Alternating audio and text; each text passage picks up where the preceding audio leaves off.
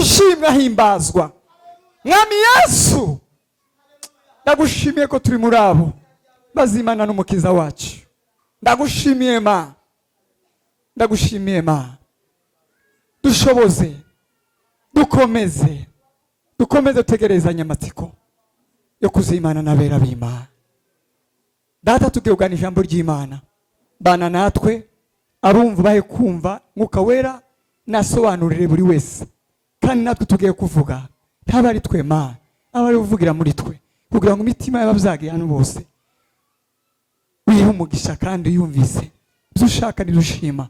Ndagushimiye kuri kumwe natwe, mu izina rya Yesu Kristo tubisenze kandi twizeye. Amen. Amen. Amen. Amen. Good morning. Muri amahoro? Are you at peace? Barakiwe sana. Tutogana amagambo y'Imana. We are going to share the words of God Imana ashize ku mutima. that God has put in my heart. Bambwira ngo ndanashimira abashumba, hereko umushumba mukuru na revera. And I also thank the pastoral team Batugira icyizere bakaduha ijambo ry'Imana. for believing in us and giving us this chance. Bambwira ngo ndaganira ijambo ry'Imana. When they told me that I'm going to share the word of God, Natekereje amagambo menshi. I thought about many words. Hari ayari mu mutima. Some were in my heart. Arijari nahawe ijambo mu mutima kandi ry'icyongereza. There is a word that is received in my heart in English. Bivuga ngo don't go beyond your boundaries. A word that says, Hanyuma iryo mfite tuganira no munsi. and what I'm going to share on today. Nkunda kurivuga cyane. I speak about it normally. Nsenga niryo ryuzuye umutima wanje. It is the word that fills my heart whenever I Nirivuga ngo pray. umwihariko wawe It says that your niko contribution gaciro kawe. is your value. Noneho nza gusanga And I found out, kuko numvaga ari ndimwo cyane muri iyo minsi. because I could feel the word in me. Ndagusanga niryo ryacu no munsi. And I thought this is the word for today. None rero mube maso. Therefore be awake. Fata abana ndibakomeze kunyagara. Put the kugira ngo children twumve ijambo together ry'Imana. and listen to the word of God. Reka dusome ijambo ry'Imana ryanditse mu gitabo cy'abacamanza. Let's read the book of Judges, Ibice ni 13 chapter 13 umurongo wa 4. and verse 4. Hanyuma Samueli wa mbere Then 1 Samuel, ibice ni 8 chapter 8 umurongo wa mbere. and verse 1. Nasaba badusomere. Let someone help us in reading. Abasoma neza cyane, nebazi gusoma neza badusomere. People who can read very well. Abacamanza ni ibice 13 umurongo wa 4. Judges 13 and verse 4. Murongo wa 4. Yego. Nuko ndakwinginze wirinde kunywa vino cyangwa gisindisha, kandi ntukarye ikintu cyose gihumanya, kuko uzasama inda ukabyara umuhungu. Yego. Kandi ntihazagire umwogoshya, kuko uwo mwana azaba umunaziri. Amen. Uhereye akiva mu nda ya nyina, kandi niwe uzatangira gukiza Abisiraheli amaboko y'Abafilisitiya. Amen. Amen. Amen. Samueli wa mbere 8:1. 1 Samuel 8 and verse 1. 8:1. Yego. Samueli amaze gusaza, agira abahungu be abacamanza b'Abisiraheli. Imfura ye yitwaga Yoweli, n'uw'ubuheta yitwaga Abiya. Bari abacamanza b'i Berisheba, ariko abahungu be ntibagendana ingeso nk'ize, ahubwo bakiyobagiza gukunda ibintu, bagahongerwa bagaca urwa kibera. Amen. Sorry, urahera ku murongo wa 4. Murongo wa 4. We start from verse 4. Nuko abakuru b'Abisiraheli bose bahera ko baterana basanga Samueli i Rama. Yego. Baramubwira bati, dore uri umusaza, kandi abahungu bawe ntibagendana ingeso nk'izawe. Yego. None rero utwimikire umwami ajye aducira imanza nk'ayandi mahanga yose. Amen. Amen. Amen. Aya niyo magambo nshatse ko tuganira. There are ones that I want to share. hepfo ukomeje gusoma hari aho bavuze Samuel agiye kubaza Imana, Imana iramubwira ngo si wowe banze nije banze bihorere. When you read the verse, someone says that Nuko Samuel komeza has gone and told them it's not you they have rejected, Komeza but me. gusoma urabisangaho. When you read the whole chapter, Umwihariko ni iki? what is your uniqueness? Nariko ntekereza umwihariko I was thinking about the cyangwa uniqueness ubudasa and being unique in a cyangwa way, icyo wisangije. or what is in you. Mu majambo yanje natekereje In my own words that I thought nka about, definition there is a definition. asanga navuga ngo umwihariko ni uburyo umuntu cyangwa abantu Says the uniqueness is the way a person or people babayeho butandukanye n'ubw'abandi live differently from other people kubw'Imana. by the will of God. Imana itora ubwoko bw'Isiraheli When God chose the Israelites, yabahisemwo nk'Imana, He chose them as God, ishima ko baba ubwoko bwayo bihariye. and He rejoiced in them being His special tribe. Usomye mu gitabo cy'Abalewi When you read the book of Leviticus, igice cya 18, chapter 18, aho harakubwira uburyo ki Imana yabatoranije. it tells you the way God chose the Israelites. Irababwira ngo ndabahisemo, And He told them, I choose you. ntimugase naho n'abantu mbajanyemo, Be different from the people that I take you to. kandi ntimugase naho muvuye. And don't look like the people you came Ibaha from. amategeko ngo bayagendereho, He gave them the laws to follow. ibaha umwihariko wabo, And He gave them their own uniqueness. rero ngo ngibi byo muzakurikiza. And say, this is what you shall follow. Bahisemo nk'Imana yanyu, I have chosen you as your God. izaba bugufi, And I'll be close to you. izabaragira, And I'll shepherd you. ikabarinda, And I'll protect you. hanyuma mugatinda cyangwa mukita ku cyo mbahaye. And then you take note of what I've given you. Hanyuma Abisiraheli And then the Israelites, barabyakira, they received it. barabana nayo. And they lived with God. Nibuke Yosuwa abwira Abisiraheli Remember Joshua telling the Israelites, bamafuditse cyangwa bataye Imana, when they rejected God, yarababwiye ngo nimwihitiremo Imana and He told them, choose for muri yourselves bukorere. whom you shall serve. Hanyuma nabo bararahira ngo turakorera iyo Mana. And then they swore to serve that God. Bivuga ngo bari bahanye igihango n'Imana yuko bahisemo yo yonyine. Meaning that they came to an agreement to follow Him. Barakomezanya And they continued. ngo bagere aho twasomye mu gitabo cya Samweli, And when they came to the verse we read in Samuel, babona abandi uko babayeho, they looked at other people the way they bashaka lived. gusa nabo. And they wanted to look like them. Baravuga ngo natwe dukeneye kuba nk'abandi. And they said, we want to be like the rest of the Bibabaza people. Imana, And they asked God. bibabaza Imana. And God was so hurt. Imana ibwira Samweli, And God told Samuel, iramubwira ngo bareke, let them be. si wowe banze, It is not you they reject. nije banze. It is me they have rejected. Amen. Amen. Aho rero bari babrekinze amategeko y'Imana kuko bari bamaze kuvuga ko ari Imana bahisemo. They had broken the commandments of God because they had chosen to follow Him. Nyuma baza guhinduka baravuga ngo natwe dukeneye gusa none n'abandi. And then they changed their minds and said, we want to look like the rest of the people. Imana rero And God, therefore, izifata ku gakanu. He does not take you by force. Icyo uhisemo nicyo ikwemerera What gukora. you choose is He lets you to do it.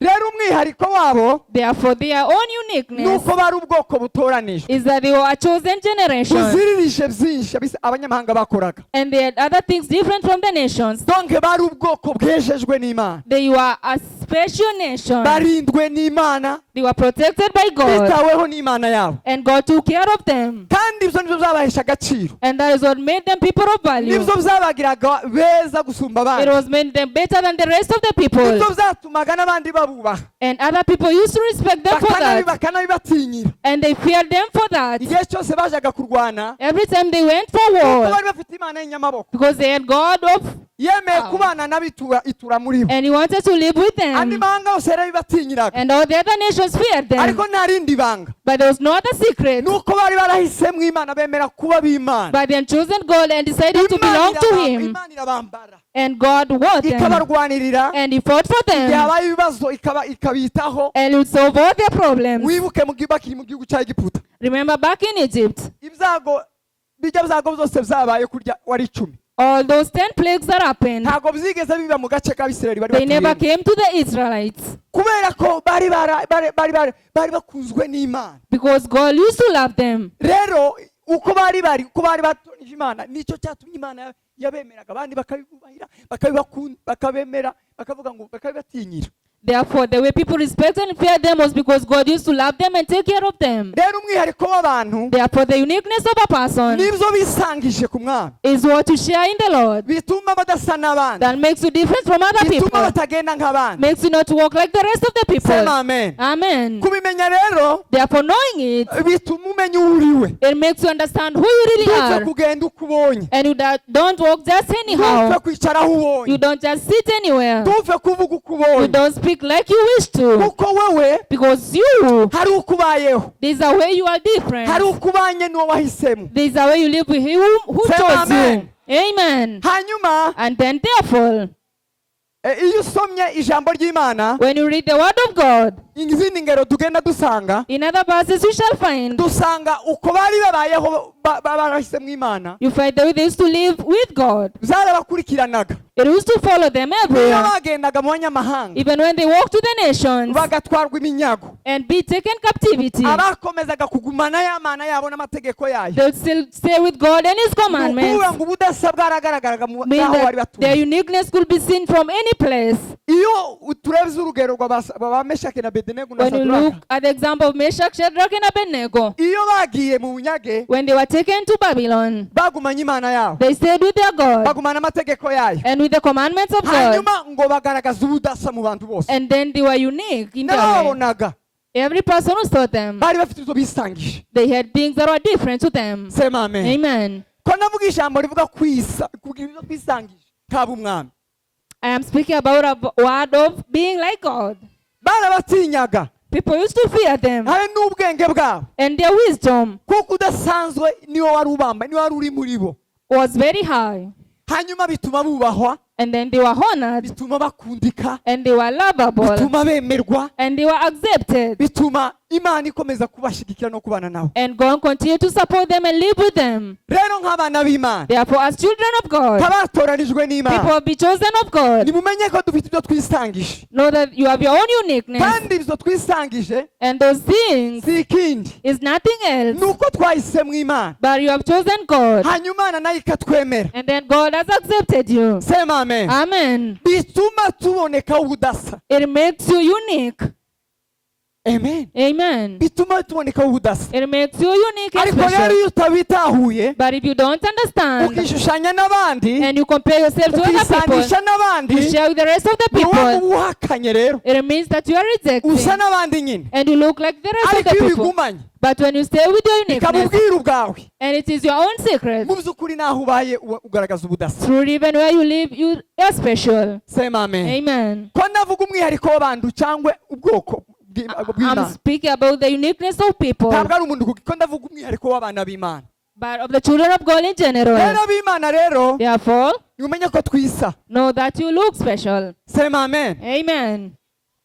Kubera iyo mpamvu rero, And for that reason, therefore, nimureke babitwubahire, let people respect us for that. nimureke ab'isi batwifuza, Let the people of the world desire to be kubera like ko aribyo us, twisangije nk'ab'Imana, because we look like God, kubera ko amategeko y'Imana twayemeye ngo because we accept the commandments of God, kubera Imana rero twagize umushorera wacu, because God walks with us, kubera ko Imana rero twagize ubuhungiro. because God is our refuge. Ibyo rero bidutandukanye na benshi, Let it separate us from many bituma people Imana ikomeza gushyirwa hejuru. and make God high Mu above the gitabo rest. cy'ibyakozwe n'intumwa, In the book of Acts of the Apostles, reka tuhasome let's read the verse. abakorinto ba turebe abakorinto ba mbere, We read 1 Corinthians abakorinto ba mbere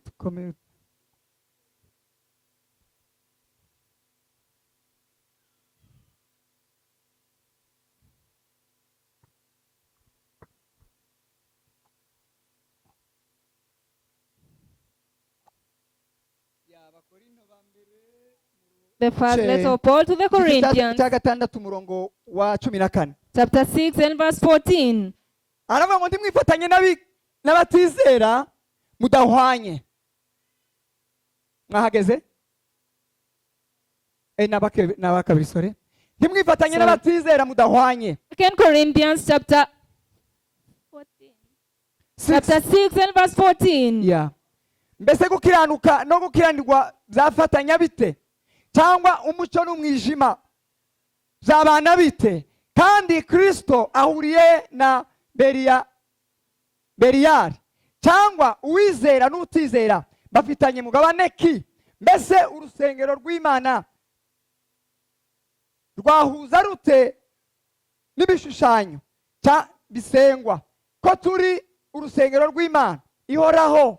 Kuko Imana yabivuze iti, nzatura muri bo, ngendere muri bo, nzaba Imana yabo, nabo bazaba ubwoko bwanjye. Nuko nimuve hagati y'aba bandi mwitandukanye, niko Uwiteka avuga.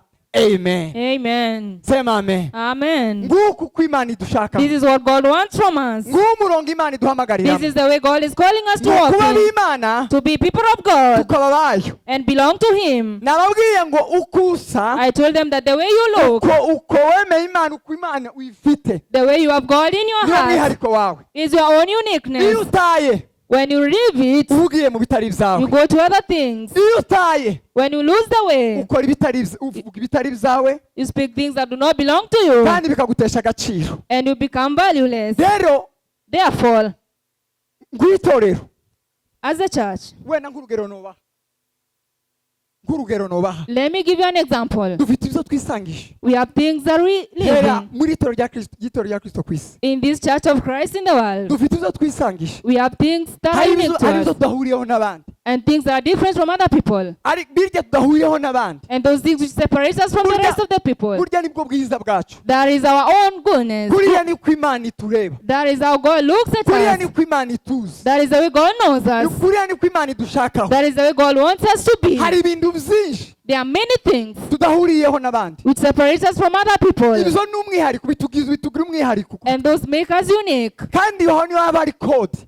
And there is a record. Niyo ngo igihe cyose twobireka, Mean that anytime we leave igihe them, cyose twobita, anytime we throw them away, tuba dutaye ubudasa bwacu. we have lost our own Ariko uniqueness. tubigumanye, But when we stay in it tukabigundira, and we love it, nibwo bwiza bwacu, that is our goodness. nibwo nicyo cyubahiro cyacu, That is our honor. niko kwemerwa kwacu That is our acceptance imbere y'Imana, before God imbere y'abantu. and before people. Nariko mvuga nk'abantu I cyangwa was ubwoko. speaking as a nation, a tribe. Rero nimureke tugumane ibyacu, Therefore, let's stay with our own things. nimureke tugumane ubudasa bwacu. Stay in your own uniqueness. Wenda urugero rufatika, Let me give you an example. amakanisa menshi bagusanga batazasengera abana, Some people don't pray for children, some churches, ariko twebwe turabasengera. but we pray for our children, Ndavuga kubatambutsa imbere buri munsi, kubatambutsa imbere buri munsi. making them come forward every day. Uwo ni umwihariko wacu, That is our own kandi uniqueness. ibyo nibyo Imana yodushimira, And God is pleased with us in kandi that. ibyo nibyo bitugize twebwe. That is what makes us who we are. Murabizi neza ko You know so well that tutaza tuja muri reception. we don't attend reception. Uwo ni umwihariko wacu, That is our own uniqueness as kuko well. nibo batwebwe. That is us. Kandi si ukubera kuko iby'abandi ni iby'abandi, ariko wewe nkawe ubizi gutyo You have your own things personally, utegerezwa kubifata. and you're supposed to take it. Ndabishimira Imana, And I thank God so much, kubera ko sinagazaja muri za reception, because I never used to love them anyway. kandi sinzi impamvu yatumye nanga nka zibiri. And I reject them for two reasons. Hari umugabo umwe wabasita, ariko reka ndakumva, ni umugabo umwe batengera, There is one guy from Kitengela. yageze aba MC. He was an Oya, MC. igitengera abasita benshi baza kuvuga ndimukeke kandi gwekeka n'icyaha. Yageze afomora, He is an MC.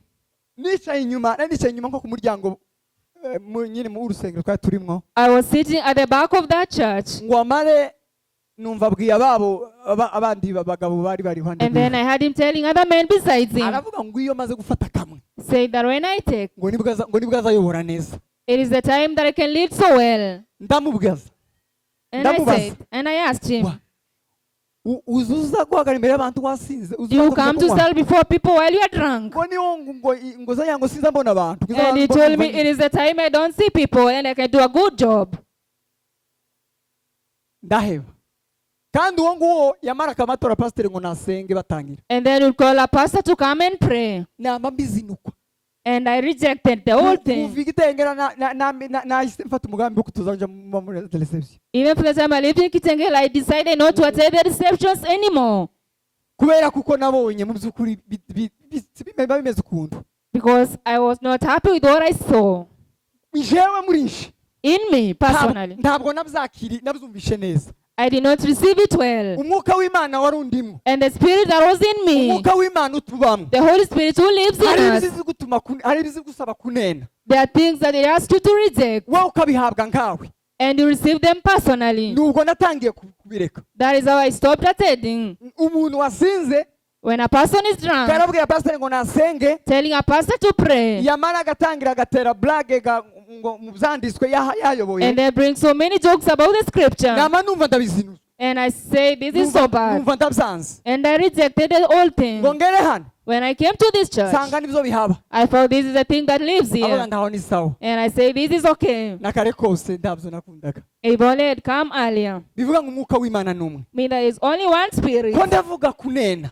I am speaking about rejecting bidutera gutuma twisanisha n'Imana, that makes us look like God, kugira ubudasa, having your own special way, kugira ngo Imana ikomeze igaragare muri so twe, that God can be revealed in kugira you, ngo Imana ikomeze donke yerekanirwe muri twe, Imana ibayibona abantu muri twe. God can be manifested in us.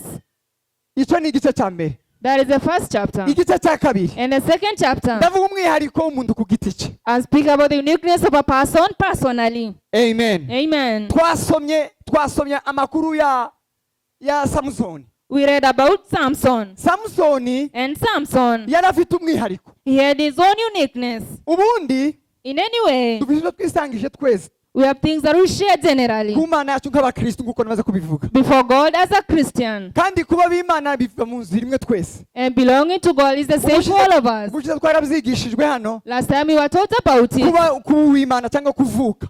being born of God.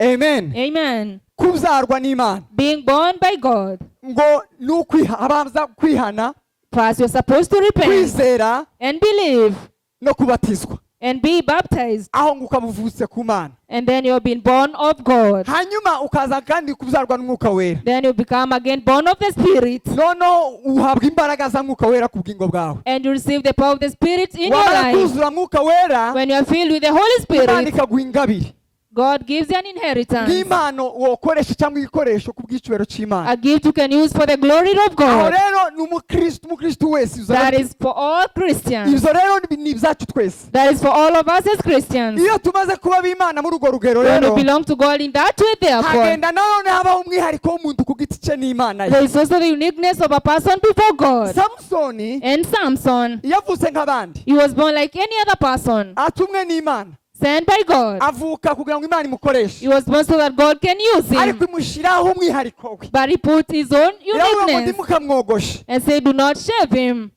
Amen. Amen. Kandi bwira ababyeyi be ngo ntimukanywe vino mumutwite. And he told his parents not to drink any beer while Samweli expectant. arakura, And Samson akura grew nk'abandi bana bose, like all the other kids. ariko akaba ari ikimenyetso cy'umwihariko But there was a sign of the Spirit isho baziranyeho n'Imana which was between him and God kimugira uwo ari we. that made him who he was. Sema amen. Amen. Mu by'ukuri hari hariho abandi wenda bari bidefirije, Truly there were other men, maybe, ariko iwe nkawe but him ni personally ukuvuga ngo yari umunaziri w'Imana, means that he was a Nazarite. kuko uko niko bari baziranyeho n'Imana Because ye. that is what God had said about him. Rero umuntu burya Therefore, a person is the agira same, umwihariko n'Imana ye ku giti have cye, their own uniqueness to God agira uko personally. abana n'Imana ye Is the way he lives with his God. baziranyeho, They only know it between the two tuma Imana ikomeza kumukoresha that bidasanzwe. makes God continue to use him. Rero iyo ubitaye, Therefore, when you live that iyo way, kode yawe n'Imana, when that code is decoded, abandi bobozi cyangwa batazi,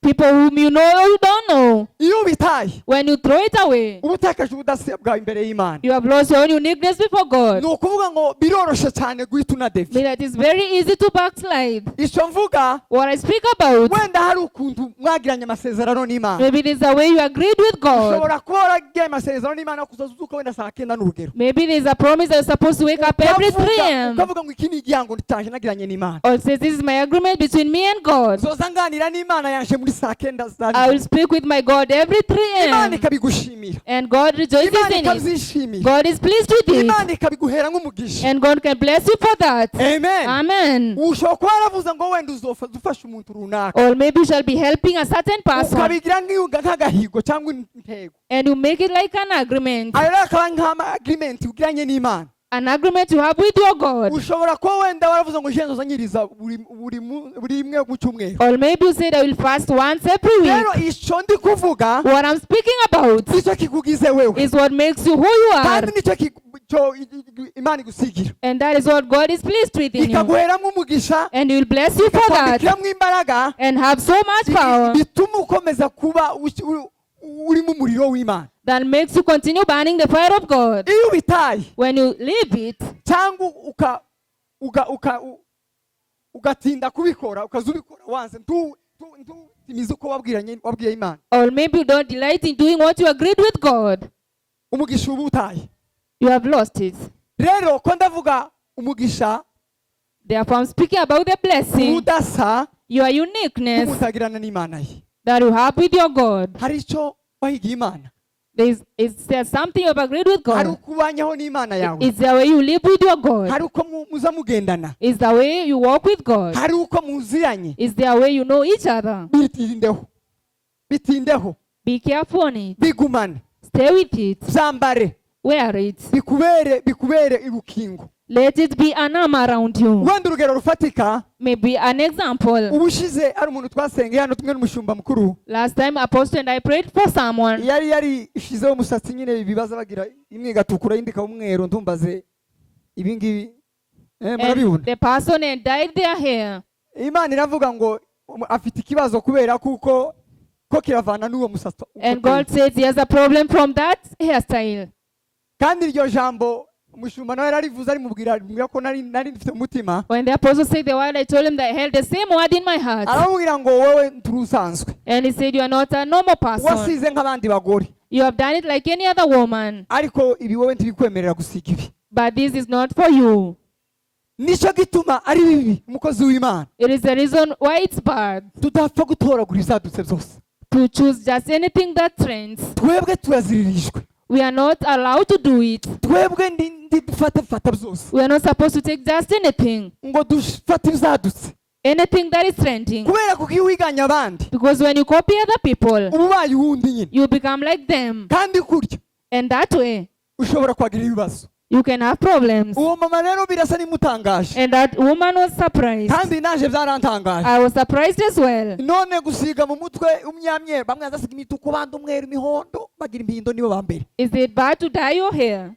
Ariko Imana iranga iravuga ngo uyu mwana ntiyobaho kimwe nawe ntiwonabaho bitewe n'uwo musatsi wawe. But God said you cannot live like the rest of the people. Urumva rero mw'ababyeyi bacu, Therefore, parents, nk'abakozi b'Imana, as servants of God, ntimukaza gusonesha ibyo musonesheje you byose, don't just wear any clothes. ntimukaza munambara uko mwambaye kose, Don't wear anyhow you wish mukaza to. musiga n'uko musize Or kose, anything you wish to apply on kubera yourself. kuko muri abakozi b'Imana. Because you are servants of God. Murazirijwe, hari ukuntu wenda wowe ufitanye ubusabane bwawe n'Imana There are things you are not allowed to live like the rest of the people. utakwemerera kuba nk'abandi You are bose, not allowed to be like anyone. utakwemerera gusa n'abandi bose. To look like any other person. Rero iyo wiganye Therefore, when you copy the uba rest, utaye umugisha wawe, you throw away your blessing. wagira ibyago bikomeye. And you can have a great problem in that. Amen. Amen. Mwabasha kumva icyo ndi kuvuga? Can you understand what I'm saying? Mubitore mu mwuka. Nshobora kutabisobanura neza ko mubitore mu mwuka. May you understand it in the Nanjye spirit. nabisobanura mu mwuka. Mubyakire mu mwuka May you mwiza. receive it in the spirit. Sema amen. Amen. Urwo ni urugero rufatika mbahaye. That is an example of giving you. Urundi rugero, And another example. igihe kimwe nakoreshe happy birthday One time I held an happy birthday uyu mwana wanje w'imfura. for my firstborn. Ndahaha we, And I was so happy. ndahaha, I bought so many things. ndategura, And I prepared. turuza abana mu muhana, And all the children in the village came. nashikana nabibonye ku bandi. Because I had seen it from the rest of the people. Avuga nti bose abagabo babyaye bwa mbere nabo none icyo umuntu uzaye bwa mbere no kwama ngaragaza ko And I said, for my firstborn, I must do it like icyo the gihe people ndakazi do. nari mfite. And I had no job at the time. Ndayakaba. And I borrowed some money Umugore ateka amafiriti, and cooked chips, ateka umuceri, cooked the rice, arakubitamo ibirungo n'ibindi n'ibindi, and all those spices. hanyuma n'amasoda, And then the pan, turuza soda. abana mu muhana, And the children came, many of them. baraza turarya. They came and we ate. Remara afite umwaka umwe, 1 year old, my firstborn. turarya We ate. impishingo. We ate beans. Nono ndatekereza And then I thought about nyuma it. y'ibyo birori After that celebration, njya gusenga, I went to pray. umutima urambwe ariko numva umutima urabyanze. But I could feel my heart is not happy with it. Umutima urambwira ati se ko wagaburiye ukabwira n'umuhana. And my heart said, you fed the whole village. Hanyuma ko bahaze hanyuma. Then what next? Numva ndigaye. And I was not happy about it. Bitambwira Imana aho. And I told my God, Ndabwira ngo mu rugo rwanje. my family, Ta happy birthday izohaba. there's no other celebration. Happy birthday. Nguriye umugore n'umuhamya. Ask my wife. As long as in the boss As long as I'm the boss in this family, ta happy birthday. there will be no other birthday celebration. Tavuye kuki. Where did it come from? Umutima wanje ntiwabyakira. My heart was not happy with it. Kuko nararebye none serema uko arabimenye. Because does my son know what has happened? None se kungabure abantu n'umuhana barahaze bararirimbye barataje. Now the children have eaten, they are full, and now they have gone back home. Ariko ngo mbikubite mu isengesho. But when I prayed about it, Ntibizajana. it did not walk together. Kubera bitajanye. Why was this the case? Ndabici wanje. And because of that, no more celebrations in my home. Namwe nahizuga happy birthday. None has happened ever since. Ngo shike hano. But when I came to this church, Mbitangaho. I found the same thing. Umwuka numwe. There is only one spirit. Erega iyo ufite umwuka wera w'Imana. When you have the Holy Spirit of God, Kunenesha. there are things you don't do. Hari uruzugukuraho. There are things to leave behind. Kubera kuko bitarimo byinjira neza no mu mwuka. Because it's not so much in the spirit. Amen. Amen. Ko ndasoza uku nguku. I am concluding. Kandi ko murumva. And you Ndabizi understanding. mwumvishije. Ubwo rero umuntu wese. Therefore, every person, niwita kukubanye n'Imana.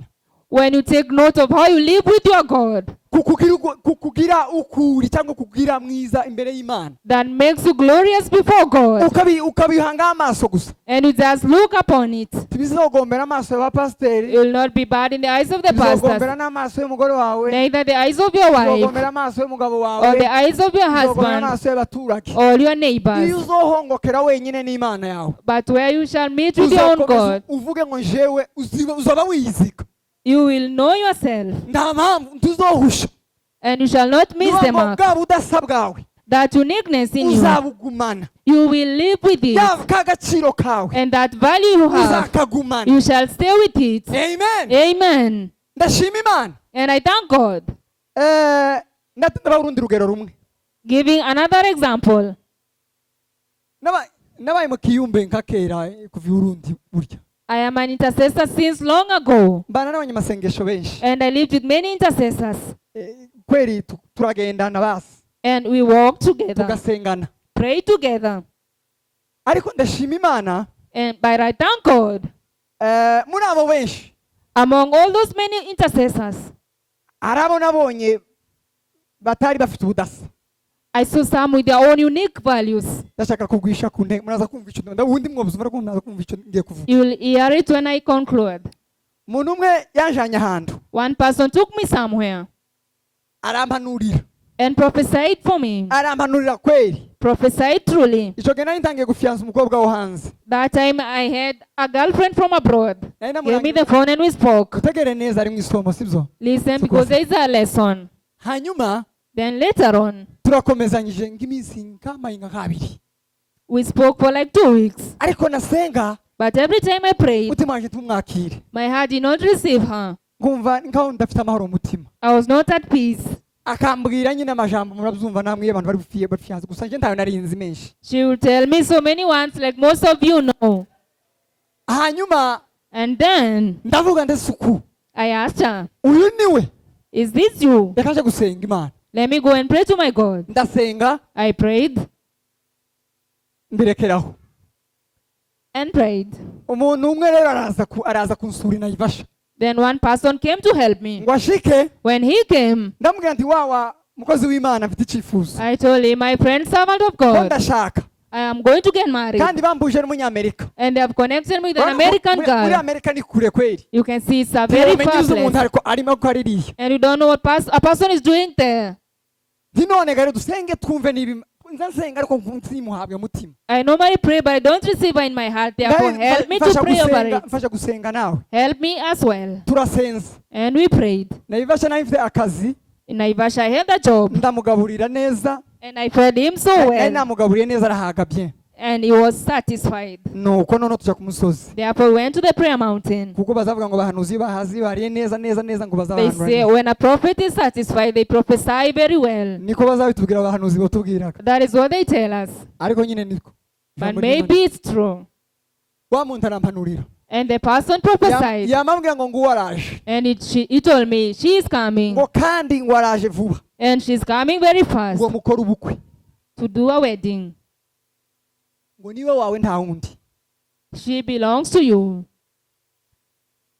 Ariko nkabimbwire ndabase ukuse kuniko kuri. But when he said it, I asked myself, is this really the truth? Njyewe ngira amashaka y'abahanuzi benshi sinzi, ariko nyine izamupima nyine, I normally have so much doubt in me. kandi si bibi. And it's not bad. Noneho ngo mbikubite muri jimeri yanje ntibijane, And when I could look in my radar, ariko ga n'ubuhanuzi nabwiwe. I could see it's not together with the Ndamubaza none prophecy. nkora iki? And I asked myself, what shall I Arambwira do? ati wowe nta bindi, And tegure he told me there's nothing more urarika abantu but ibintu zose prepare utegure. yourself and prepare a wedding. Ati sawa. And I said, okay. Nyuma y'iminsi mikeya And after a few days, umuntu arampamagara, a person called me arambwira ati se runaka, and told me so and so. harya uyu niwo wawe?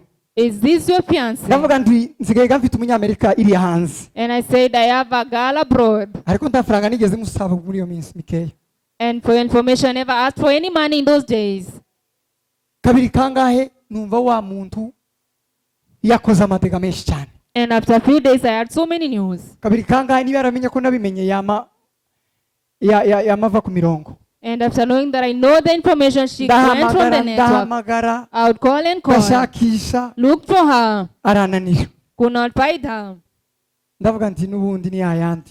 And I said, it's all the same. Noneho ngo aje ku murongo, And when she came back to the network, ndamwandikira se ko naguhamagaye uzi usoma ndukanyihorera byagenze gute? I said, why have you not been responding to my messages? Aranyihorera, She did not respond as well. namamuboroka. And I blocked her. Ndavuga nguko ntibona mu irugu, And I niko ndazongera kuvugisha umuntu. like, Habe I can naho see the back of my hand. Same case, I'll not see you again. niba ari Imana yabivuze, If it's God who will say this, izamuborokora muri iyi telefoni, He will bring you back.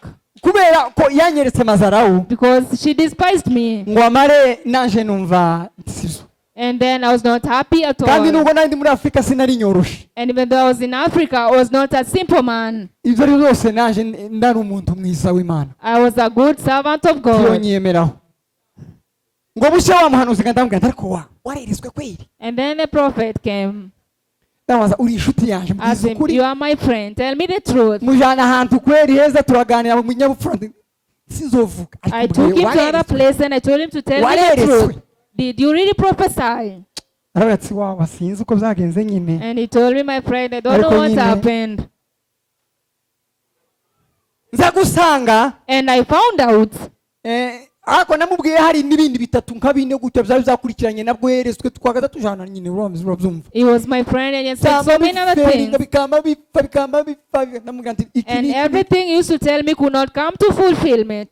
ndamubwira ngo subira uko nari nkuzi, And I told him to go back to the place that I first knew you. usubire uko wari umeze. And the way you used to be. Urashobora kuba Maybe it's possible hari aho wataye, that you lost the way. hari uko wari uziranye n'Imana yawe, This is the way you knew yourself hari with uko God. wagendanaga This is the n'Imana. way you used to walk with God. Kubera amacungu yo muri Kenya ino higeze kuba amacungu menshi, And because of the troubles of this country, wenda hari uko wowe warataye. maybe you lost the way somewhere. Ndamubwira ngo usubire kuba wowe wa And I kera, told him to go back to the old kandi kuba self. wowe wa kera And being the old self ni ukuba bugufi bw'Imana yawe, is to come close to your God ukaziririza ijisho ibi kuri wewe. and manifest what is not supposed to be manifested. Ushobora kuba hari uko wataye, kandi koko aranyemerera, aba honete, And he was honest with me. aranyemerera. And he accepted my wish. Amen. Amen. Uyu mushumba tubana This apostle we live with. nabwira ngo mimi ni mtu wake mkono, I told him I'm his foreman. nzajana nawe I walk with him kuva 2007 i Burundi since 2007 back in Burundi kugeza ubu. until today. Hari ibyo muziho There are things that I know in him z'ubudasa bwiwe, is uniqueness, donc iwe really iwe ariwe ku Mana is speciality before God. abitaye rero When he can lose that thing, abiretse when he can live that way, ntiyoba kibaye uwakiri. he can never be the same as he is. Sema amen. Amen. Ni ukuvuga ngo uyu tuzi Mean that the apostle we know, aramutse ataye apostle aramutse ataye umwihariko we ku Mana if he can lose his uniqueness with God, kuko hari ibyo nzimuziho. because there are those that I know about Ko him. ndamutanga nk'urugero I'm giving him as an niba example. aramutse abitaye When he loses it, iwe ntabwo yoba ari wewe iwe wa undi. he will never be the same again. Sema amen. Amen. Habe n'amaso Even the eyes iyo utangira gukubita gutyo can be different, kuko amadutangira kugenda ukuntu nyine. and every person will walk Ariko away. ndashimira Imana But I thank God. kandi bibaye If it happens in case, imba ndi bugufi bwe nomubwira because I'm close to him, I shall tell him. none ga nawe Therefore, you ufite personally, umwihariko wawe. you have your own uniqueness. Hari uko uziranye n'Imana, There's a way you know yourself with hari your uko God, ugendana n'Imana and there's yawe, a way you walk with your hari uko God. mubanye n'Imana There's a yawe, way you live with kandi God, uko niko kugira mwiza. and that is what makes you None rero reka glorious. gufatafata, Therefore, don't take anything. reka kurebera ku bandi, Don't copy other people. reka kwita ku by'abandi. Don't imitate the things of other people. Akandi karorero kera And another thing, back ago, long ago, urugero wenda mu busanzwe a normal example, nageza nkunda kwambara ibirato ntasogese, I used to wear shoes without the socks. ariko idigitoye bakonse ngwizi But when this fashion came, ije nkubita nk'amasogese they started wearing the socks. kubera ko Because, babikuye. where does it come from? Je narwambaraga numvaga ari sawa, I used to feel it's okay. ariko kubera ko byadutse But because it has trended, ntazi iyo babigobokanye, don't know where it's coming from. reka mbireke nje Let me stop it. ko usanga ari byo bya Satani. Because maybe it's from the devil. Rero uriwe Therefore, who you are hari ibyo ugenda uvaho and where you come from, bitewe nuko ubona abandi bameze, depending on how you see other people nuko living. uzirinda cyane. Protect yourself. Shobora kuba ndavuze cyane ariko wumve cyane icyo ngendereye. I may not have spoken so much, but listen clearly. Wewe ba wewe, Be you. ba wewe, Be you. reka kuba runaka, Don't be so and so. reka gusa na runaka, Don't imitate so and so. reka kwambara nka runaka. Don't wear like so and so. Ko murumva ababyeyi bacu Are we together, mothers? nimureke kuyatibura ngo agere hinahanga, none se kubera iki? Don't be like the rest of the people. Wewe ni wewe imbere y'Imana kandi ni wewe mwiza. You are who you are before God, and that is your glory. N'abanyamasengesho Even the intercessors, nabo nuko, that's the same case. nabo nuko. They are the same case. Ubuheze uzugaje mu kiyumbe babyina gutyo ukabona umuntu akongoreye. Others come and dance, and you find yourself copying other people. Bakama bigana nago ko barahanura nabo. You imitate the rest, Bakatubesha. and they lie to us and lie to us. Ubwo abanyamasengesho ko barumva. The intercessors are hearing. Uririmbe nkawe, Sing like who you are. senge nkawe, Pray like you are. ubwirize nkawe. Preach personally. Niba ari ukuza usenga nkawe, Just pray like you are. apana nk'abagitwaza. Not like the Kuzo apostles. twiganire gitwaza hano ngo kuko babwiza akagitwaza kuzamuka. Oya. Don't come and pray like Apostle Paul prays. Ufite umwihariko wawe. You have your own uniqueness. Nimureke tuba b'Imana bashongoye. Belong to God only. Batwanganuye batarimwe utundi n'utundi. Only to God. Sema amen. Amen. Nibyo byiza. That is the best thing. Nibyo byiza. That is the best thing. Ikindi kandi. And another thing. Ejo bundi nari ku musozi. A few days ago, I was in the prayer mountain. Uzaye ibyifuzo abantu ibi byifuzo byaduta ku giti. And I had many requests. Noneho nariko nsenga ahantu. I was praying at a certain place, Gusoma n'ijambo ry'Imana. reading the word of God. Mbona umugabo umwe umugufi, umugabo muto gutya w'umunyakenya. And I saw a short Kenyan man. Yihereranya abantu ariko nyine ari bugufi bwabo. He was close to where I was. Arababwirije ibintu byinshi. And he was preaching to a group of people. Bamare uramba ko bari bashega ngo bazahanura, I don't know since. They had come because he's a prophet. They say so. Ukanya mbona abana b'abakobwa b'abanyamurenge nk'abane. And then I saw 4 girls from my tribe. Nabo baramusanze. They also came to him. Arababwira ibintu byinshi. And he told them many things. Torero ry'Imana. Church of God. Nimugire umwihariko uko mubanye n'Imana, nimugire umwihariko. Wow. Be unique in the way you live with God. Bireka gufatafata. Be who you are. kuko abantu bari mu gukomereka because people are getting hurt, kubera bashaka ibintu bimwe na bimwe batakagombye gushakisha. because they are looking for things they are not supposed to look for. Imana yobaha bahagaze neza bagahagarara neza nk'abo ubwabo. God can give it to you when you remain who you really are. Imana yo ibahasangiza ikabera nk'umugisha. God can give them to you and bless you. Ni byinshi simvuze ibyo bakoze n'ibyo bababwiye, ariko numvishe dufite ikibazo. There are many things and I can tell that we have a problem. Rero Therefore, reka ndangize kuvuga ngo ni wimenye, let me conclude saying that know yourself. bizo bizatuma uba mwiza iteka. It will make you glorious forever. Imana ibaha umugisha. May God bless you. Imana ibiteho. May God be faithful unto you. Thank you. Murakoze. Amen.